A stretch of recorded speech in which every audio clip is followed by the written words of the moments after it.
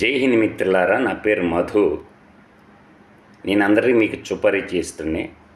మాగుంట శ్రీనివాసులరెడ్డి గారు తన charitable trust చేసిన మోసాలను నేను బయటపెట్టినందుకు 1994లో ప్రభుత్వ భూమి, అసైన్డ్ భూమి తీసుకొని కాలేజీ కడతామని చెప్పి కాలేజీ కట్టకపోగా దాన్ని ఇప్పుడు రియల్ ఎస్టేట్ వ్యాపారులతో చేతులు కలిపి వెంచరేసి అమ్మేయాలని చూసుకుంటే నేను ఆ భూమి ప్రభుత్వానికి మీది కాదని ఎదురు తిరిగాను. ఆ తిరిగిన క్రమంలో నా మీద ఒంగోలు 2 టౌన్ పోలీస్ స్టేషన్లో కేసు పెట్టడం జరిగింది. డిసెంబర్ 29వ తేదీ కేసు పెడితే నేను ఎదుర్కోవడం ఉన్నా. అందువల్ల మాగుంట శ్రీనివాసులరెడ్డి ఇప్పుడు ఒక ప్రజల ఎంపీగా ఉండి నీకేం సంబంధం ఆ భూమితో, నా పార్లమెంటు పరిధి కాదు కదా. ఒకప్పుడు కావలి నియోజకవర్గం ఒంగోలు పార్లమెంటు పరిధిలోనే ఉండింది. అప్పుడు ట్రస్ట్ పెట్టింది.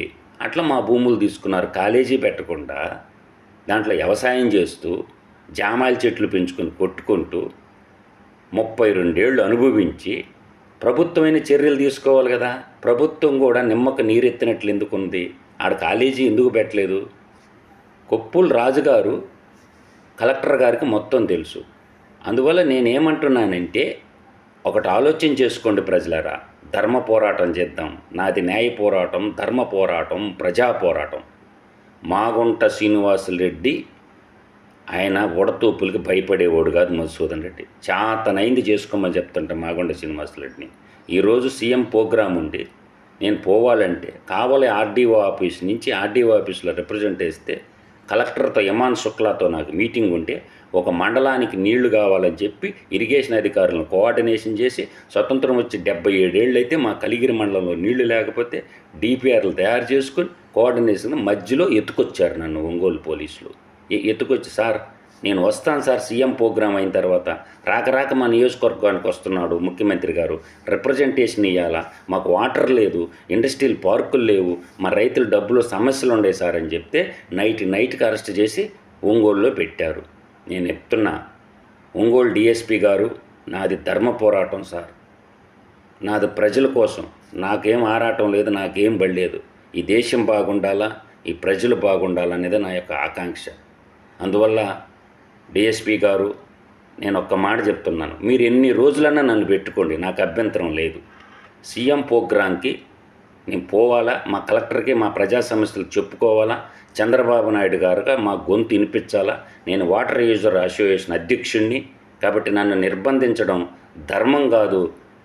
ఒంగోలు డిఎస్పీ గారు, మీకు చెప్తున్నాను నేను, మీరు ఎప్పుడు ఏ టైం ఎక్కడికి రమ్మంటే అక్కడికి వస్తా. భయపడేవాడు కాదు మధుసూదన్ రెడ్డి. ఏదో నా ప్రాణం తీసేస్తారు.